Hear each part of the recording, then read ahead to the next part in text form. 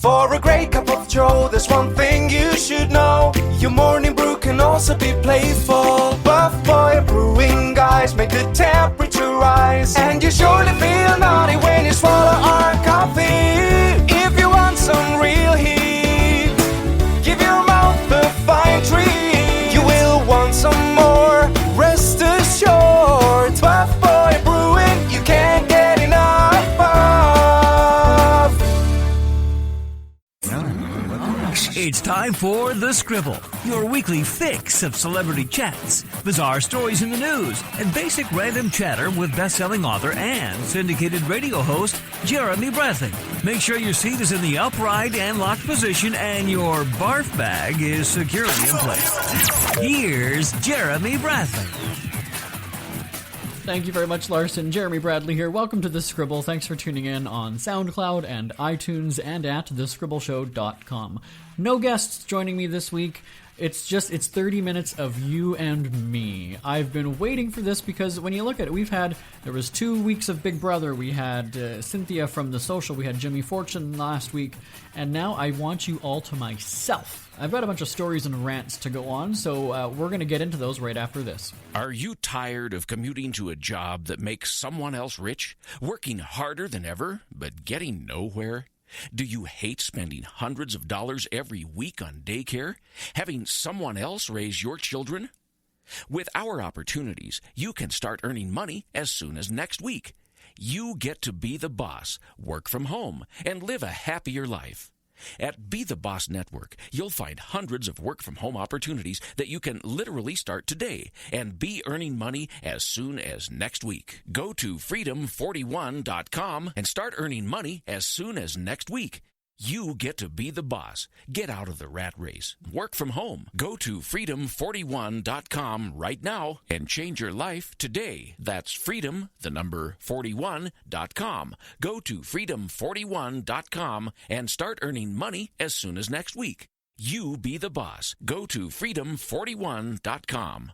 Scribble Dribble brought to you by SpeakFreeWithJB.com. Thank you. Check out syndicated newspaper columnist Jeremy Bradley's rants and raves in his weekly news and entertainment columns. Yay. That's at SpeakFreeWithJB.com. Since he's paid to not shut up, God knows why. Once again, Jeremy Bradley. Thank you very much, Larson. Yes, everybody loves my dribble. What can I say? So, it's Halloween this weekend, depending on when you're listening to it. Halloween is Saturday, October 31st this year, 2015, of course. And one of the things that I was looking forward to doing when I bought my house, and this is going back almost 8 years now, was decorating for Halloween and for Christmas and the other holidays. Really, those are the only two that I do. But there's an elementary school down the street from me. And I was an assistant manager at Party City years ago when it was open in my city. It closed about 10, 12 years ago. So I had inherited all the decorations that we had swiped when the store closed. We knew we were going into receivership, so we decided to, hey, you know what, all these decorations and things were write-offs as store decorations. Why not take them? So we did. I'm not condoning theft from your employer, but they did kind of screw over a lot of the staff, so they kind of deserved it. Anyway, that's not my point. So I have all of these decorations, and I figured now that I've got my own place, I'm going to have the best Halloween setup. Now, I'm not going to go crazy like those people that you see that spend, and I saw them when I worked at the store, hundreds or even thousands of dollars decorating. There was nothing outside. I didn't have things hanging from the tree. There were no scary sounds outside or graveyards that they had to walk through to get to the stair. Like, that wasn't it at all. But I did up the windows with some lights. I had some candles. I had those little cauldron or those flame lamp kind of things. I had a fog machine, spider webbing, really the standard Halloween decorations, okay? So there's an elementary school down the street from me, and I figured this is going to be great because there's going to be a lot of kids that are going to come because they live in the area. They must live in the area if they go to the school. So I had spent much of that afternoon, I think it was a weekend as well, I spent much of that afternoon decorating the house, and then I would run outside and look to see, what can you see from the window, come back inside, move the decorations just slightly, right? So you can get a better view of it as you're coming up the front sidewalk. And, I really wanted to go all out. And when you think about it as a homeowner, and I don't care for kids, I'll be the first to admit that, I don't get anything out of it. I just wanted to have some fun, right? And give the kids a little smile when they, come and see all the decorations. And I had a dog, so he had devil horns or whatever it was at the same time. So I'd spent all this time. And then earlier in the day, though, I had gone shopping with my friend. We went to get Halloween candy.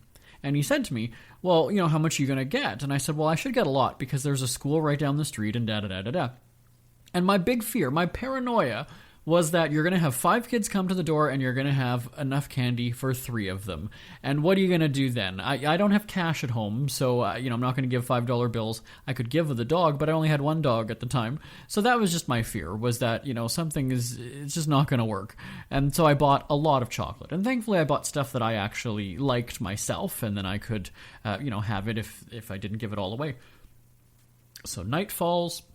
It's about that time. There's really no official trick-or-treating time. You know that, right? You it's just as soon as it's dark, after you've eaten supper, even before, because who needs supper when you're getting all that candy, right?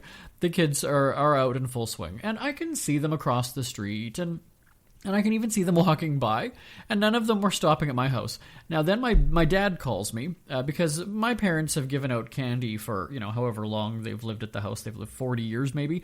And my mom keeps a tally, so she marks down how many kids come every year. And at the time when my dad called, I don't remember, let's say they had 20 or 30 at that time. I still had none. And I, again, live on not a busy street, but there's a fair bit of traffic. I literally had 0. Big 0. 0. And I'm not saying literally in the way the Kardashians and other people use the word. I actually mean literally none. So, that'll be another gripe for another day. But anyway, so I was devastated. Then I'm sitting on the couch just watching all these kids go by and everybody bypassing my house. Was it because I was sitting in the window looking like a creep, looking like Jared Fogle, going, kids? No. I don't know, actually. But nevertheless, there wasn't a good turnout that year. So then, the next year, the friend that I went to chocolate shopping with, I had him over. I said, you know what? Maybe you can help change my luck. Maybe the kids will come because you're here, and, it'll be different. But in the event that it doesn't, let's have some fun here. So we actually made it a drinking game. And and this sort of now does sound like a Jared Fogle story, and for every boy that came to the door, one of us would do, the shot of vodka or whatever it was, and then for every girl, the other one did the shot of whatever else that we had there. So we had some fun with it.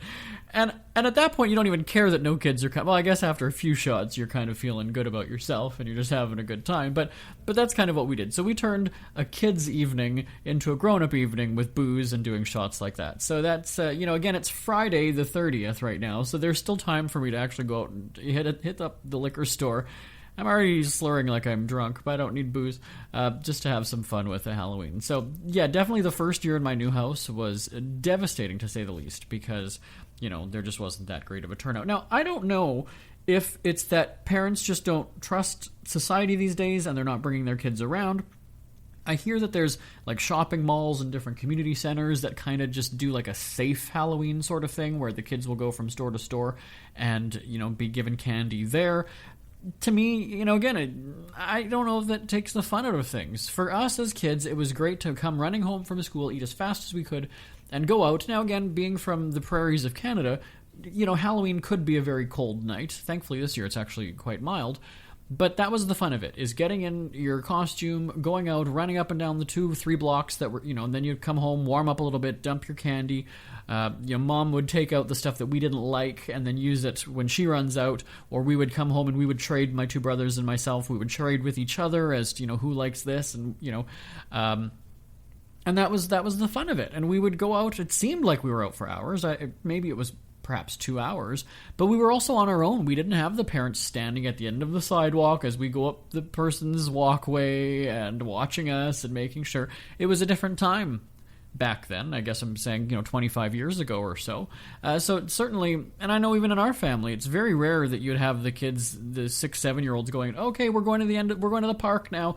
No. You've got a grown-up going with them, because it's just again, you've got your Jared Fogles that are lurking and hovering and offering them, here, have my 6-inch kind of thing. That was kind of a creepy joke, but funny nonetheless.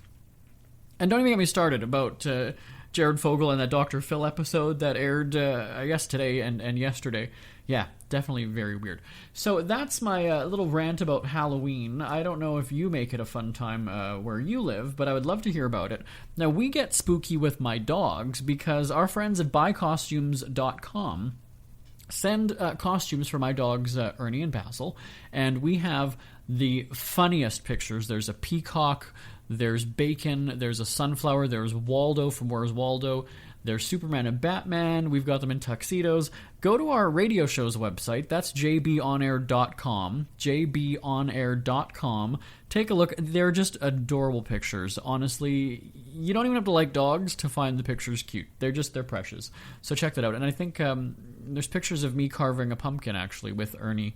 You're going to see those actually on Twitter on Saturday. So that's at SF Celebwatch is my Twitter. At SF, as in Speak Free, Celebwatch on Twitter. If you're diabetic, this message could change your life. Is your blood sugar out of control even when you do all the right stuff? Are you afraid of diabetic blindness and the risk of amputation, as well as all those other side effects? Well, you should be. Is there anything that could help manage your blood sugar? Nobetes is a natural supplement that may quickly and dramatically lower your blood sugar. My name is Bob Corder. I've been using Nobetes for about 3.5 to 4 months now. And in the first 3 months, I've actually lowered my blood sugars from 500s down to 139, and then it dropped to 88 to 93. My name is Kirsten. I'm a type 1 diabetic, and while taking Nobetes, my blood sugar levels dropped from 295 to 115 in just one day. The FDA hasn't evaluated these statements, and Nobetes isn't intended to diagnose, treat, cure, or prevent any disease. But for many, it's helped drop their blood sugar. So if you've been evaluated with high blood sugar, don't delay. Evaluate Nobetes now. Call 800-478-9568 and get your free bottle. Just cover shipping and handling. Call 800-478-9568. That's 800-478-9568. Jeremy Bradley here, back on The Scribble. Thanks again for tuning in at thescribbleshow.com and on SoundCloud and iTunes. So in that last segment, I mentioned how Halloween was just devastating for me that first year. But here's some good news as to why I probably shouldn't do it this year, is because the front of my house does not have hand railings on the stairs.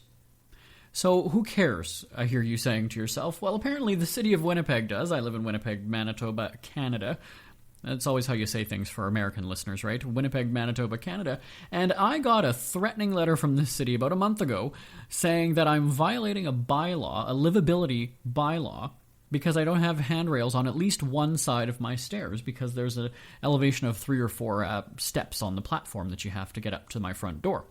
And so it's not just an FYI, hey, by the way, this is the rule, can you please comply? It's basically saying that you have 3 weeks, it gives you a date, 3 weeks to have handrails installed, or you could face, or you will face, a fine of up to $1,000 and or 6 months in jail. I'm going to repeat that one more time. For not having handrails on your front stairs in the city of Winnipeg, you can get 6 months in jail and or a $1,000 fine. Winnipeg's mayor is a lawyer, by the way, I should point that out. And so when I got this registered mail, because I was not home at the time, so there was a little sticker on my front door that said, here, we've got something for you at the post office, come and get it. I had to sign for the registered mail to show that obviously I received the threatening mail. And I had to go and pick it up, and I read this, and I was pissed off, to say the least, okay? Because I'm not saying that the bylaw is stupid. I'm certainly not criticizing that. I know every city, every town has stupid laws, right? Like that you can't own a donkey or whatever it is. I get it. And I believe that safety is very important in communities as well.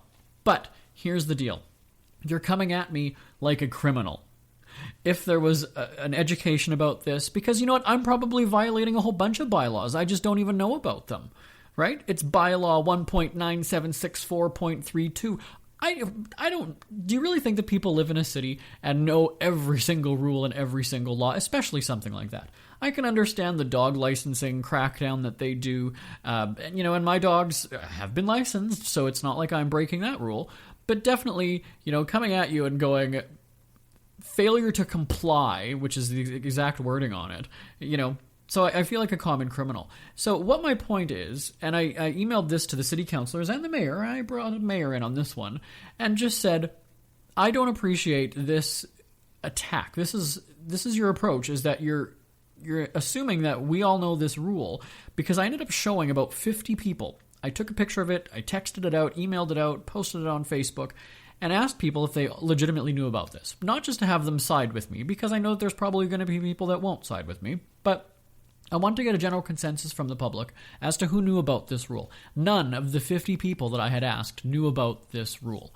And then you've got somebody like, let's say my grandma, who has, my grandpa died a few years ago, and she lives on her own now. Fixed income, right? Limited income, because she's been retired for probably about 15 years now. She's, 80-something, almost 90 years old. And she looked at this thing and almost became panicked because she is also evidently a lawbreaker, because the front stairs don't have handrails. And so, she's lived in the city for, again, almost 90 years, clearly had no idea. She, as far as I know, has never broken the law intentionally until now. So that's something I included in my email to the councillors and the mayor, and just saying, look, now you've got this woman terrified that she's going to come and get locked up because she doesn't have handrails. This is just not cool. And so that was my point. Not one of the actual city councillors, and I'm known in the city because I'm a newspaper columnist, and, I have a best-selling book in Winnipeg, and not one of the councillors replied to me except for one of the executive assistants of a councillor, not my councillor, but it kind of went to go and show me, did none of them have an opinion on this? Do they maybe agree with me, and that's why they're not replying, to go on the record and saying that they disagree with it? So I was shocked, and, then one of the executive assistant had asked for my address and my phone number and things like that, and I said, that's not the point, because I'm not giving you that information now to go and, look up and make my life hell, basically, because that's technically what could happen.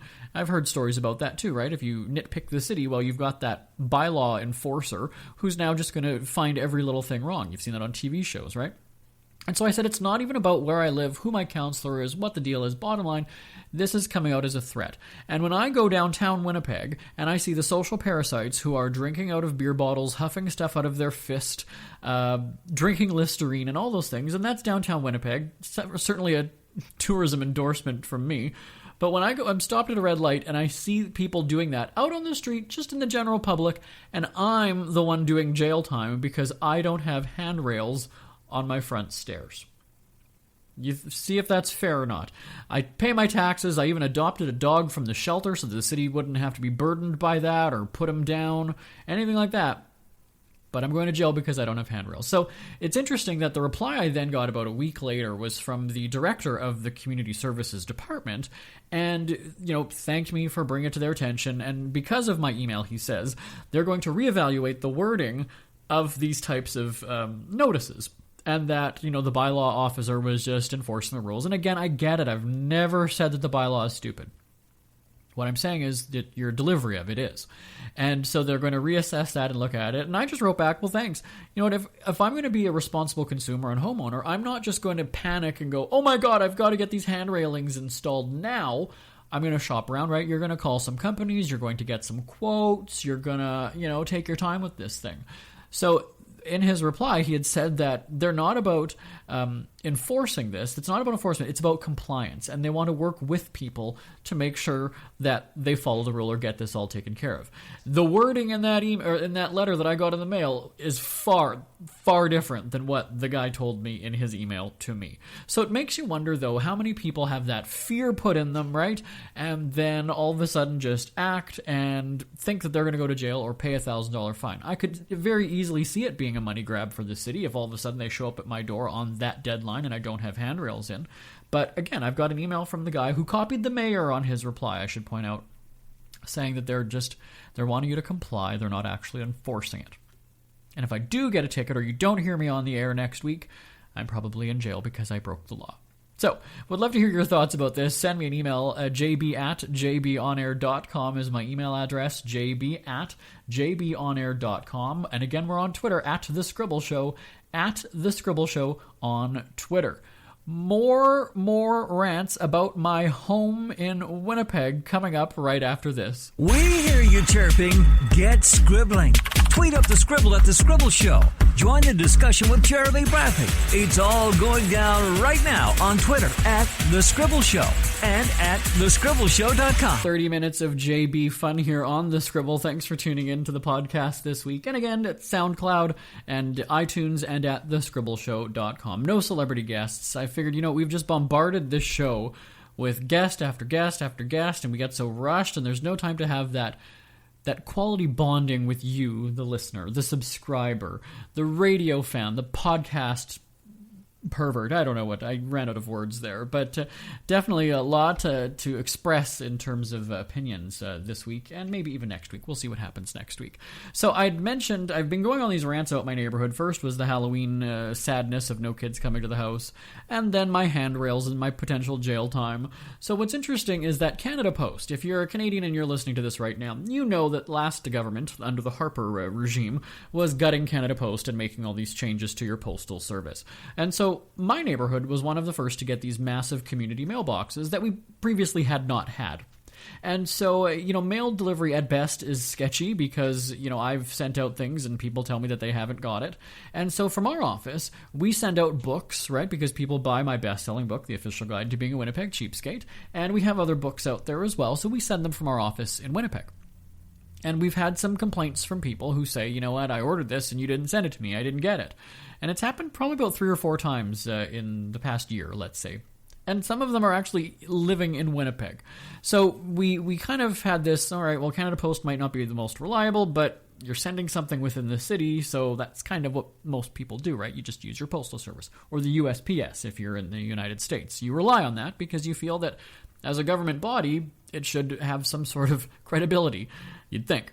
And especially with Canada Post just crying foul that, jobs are going to be lost and they're changing up things, that they might do their best to deliver what you need. So for Halloween, I mentioned that we have the cute pictures of my dogs in their costumes at jbonair.com, our radio show website. And every year we do a promotion with buycostumes.com. And this year, Buy Costumes had sent the outfits at the end of September. And we were planning our Halloween shows for the radio broadcast, and we said, we're doing this again. What do we have? We've got, Ninja Turtles, Ghostbusters, we had a bunch of different things. We had some Wizard of Oz costumes as well. So I had emailed the contact at Buy Costumes and just said, do you have a tracking number? Was this sent? Sure enough, we got the tracking number. And so we checked. It was October 2nd or 3rd. And when you go onto the Canada Post website, and we wanted to use Canada Post because we felt bad that they're being gutted by the government. Unfortunately, it actually worked against us. We should have used a reliable courier service because Canada Post screwed us over, and I'm going to tell you what happened here. So, on October 1st, it said that the shipment was out for delivery, and then it was being redirected to the recipient's new address. Now, what's interesting is our company is the recipient. We do not have a new address. And I know that for a fact. I own the company. I know that we do not have a new address. So I decided to call into their useless customer support line, and I got a representative on the phone who clearly didn't care to help me, but she actually had no additional information than what I was able to see when I went online to track the package myself. So I said, well, let me talk to a supervisor. I want somebody who can look into this for me. And she said that the sender, who's technically the Canada Post customer, the sender has to put in that request for an investigation, but she can't do anything for me. So, we're dealing with our two companies here. My company, and the promotion is being run, by this other company. I don't want to have to inconvenience our client, so I'm just demanding that something happen. They wouldn't. So I mentioned this to my colleagues at the costume company and just say, here's the deal. I don't know if you want to open an investigation. I know this isn't really your responsibility, but if you can help us out here, we really want to get these costumes on the dogs and have a fun time with it like we do every year. Unfortunately, Canada Post was against us doing that. And so there was no investigation started because they were just stubborn at Canada Post. And I eventually called in, I guess, about a week later. And I came out with my claws, and I'm not even going to lie. I'm not going to mince words. I came out swinging to the girl, and the poor girl who was on the receiving end of it. I just said, if you can help me, give me the number for media relations. I want somebody from media relations because I'm going to blast this on the radio and podcast and in the newspaper with my cheapskate column and all these other platforms that I have. And that kind of got her a little bit nervous. Now, what's interesting, though, is that I'd called in about 10 minutes before there would be no more supervisors for the day, apparently. So she actually kept me on hold. And coincidentally, I started walking my dogs while I was on hold. And then she came back about 2 minutes after their closing time and said, I couldn't get a supervisor on the line. Well, did you even really try? I would bet money that she probably didn't try very hard to find a supervisor because she was very quick to point out that it was close to closing time and that nobody would be around. But she'll try. She'll try. Of course she's going to try. So that went nowhere. So that evening, I believe I had emailed media relations just saying, here's the deal, here's the tracking number, nobody's helping me. So you need to get on this or else we're going to blast this.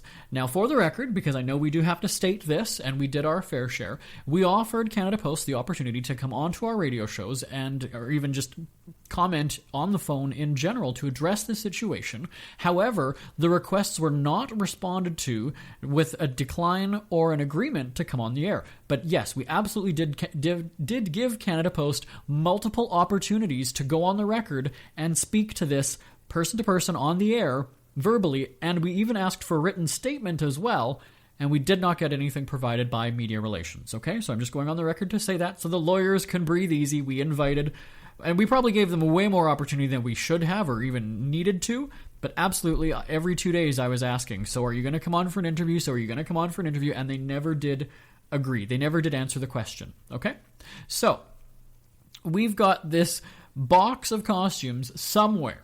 So it was out for delivery. Now, what I'm told is this redirect to the recipient's new address means that it was sent to either a wrong depot or it was on the wrong truck, and it had to go back to a Canada Post location. So it's not that the recipient, not like me, not that I have a new address, but they need to get it to the right place so that it can come to me. So 2 weeks had passed, and there had been no update to that file, to that tracking number. So they still had no idea where it was. So media relations had chimed in with an email saying, we've got our top people looking into this, and we're going to get an answer for you shortly. They were still not able, or it's the end of October now, the box still has not shown up. So we had somebody from the Winnipeg depot call, we had somebody else from customer service in Ottawa, or somewhere in Ontario, calling to say, well, the sender can open an insurance claim. But the way I look at this, and I think that most people might, is that when you come to the holiday season, let's say Christmas, your grandmother, your great-grandmother who lives far away or what have you, spends 3 months knitting a blanket for you or a sweater, anything like that. Do you think that she factors in, you know what, I should send this a month and a half early because if it doesn't get there, I'm going to have to make a brand new one, and I still want that to get there before Christmas. People don't look at it that way. The fact that nobody at Canada Post even cared to take a personal initiative to follow up and clearly couldn't even care to comment on the record and to explain. We were inviting them on the air, by the way, to say why people should trust in Canada Post for the holidays. That's what we were wanting to do. We were giving them an opportunity because, and I fell short of saying, I'm going to thrash you on the radio, so if you want to defend yourself, here's your opportunity. I fell short of saying that, but that's essentially what the plan was, and is because I'm doing it now. Ta-da! So Canada Post has lost the box that they physically had in their possession and out for delivery one day. So it's not even that we're talking about from one country to another, one continent to another. It was in Winnipeg and was with a driver. And somehow, in their stupidity, lost this package. Now again, it's costumes for dogs. Who cares? Most people would say, get over it, it's not a big deal. The bottom line is that the consumer, again, like my grandma, who doesn't have the internet, who wouldn't think to track a package or anything, she's just going to take for granted that the post office is going to get it where it needs to go. And in this case, it did not happen, still has not happened over a month later. And I think that people should know about that. I want you to consider some other shipping alternatives. If you are sending something within Canada this holiday season, or you are sending something to Canada or even from Canada, Canada Post cannot be trusted. That's what it's one bad experience with this. Like I said, we've had 3 or 4 book shipments or deliveries that people have not received the books. And what's interesting is that it costs more and more and more now to send. It costs us $4 to send one book within the city. We are in Winnipeg. It costs me $4. It would be cheaper for me to have somebody pay for the bus, which I think is $2.60 or $2.65, take the bus to go across the city and then come back to the office, than to send it by Canada Post. What we're actually doing now, though, is we're waiting until we have a few people order the book, and we just hire one of those local couriers. Here, pick up the 4 books, take them to the different places, or what we've also done, because we're thrifty like that, is I've just said to the staff, you know what? Here, you live close to here, you live close to there, here, let's just take them on your way home. Or take them on your way into work in the morning or something like that. Because my staff is more reliable than Canada Post staff. So there we go. All right? Would love to hear your thoughts. If you've ever been burned by Canada Post, send me an email, jb@jbonair.com. JB at jbonair.com. And even, by the way, last spring or summer, whatever it was, when we had those stupid community mailboxes, I had one of the signs in my window that says, I'm for door-to-door, Save Canada Post, or whatever it said. I had that. And I even though we had started using these community mailboxes, I still kept that sign in my window like an idiot. But here's the deal. This is why I said at the beginning that it was another rant about my home. I was told by a colleague that it's actually disgruntled Canada Post employees that phone in the railing thing and then report you. So that's how this all ties in. Those are my 3 stories for today, everybody, all right? Thanks for listening. We're back right after this. Actually, we're going to wrap it up here. All right, my thanks to everybody who has tuned in, emailed, tweeted, everything. Again, my email address, jb at jbonair.com, and we're on Twitter at The Scribble Show. I'll talk to you next time. Bye-bye, everybody. Want more Scribble? Check out thescribbleshow.com for past shows, celebrity interviews, cheapskate tips, and more. That's at thescribbleshow.com and on Twitter at The Scribble Show. The Scribble is a speak-free media presentation. If you want some real heat,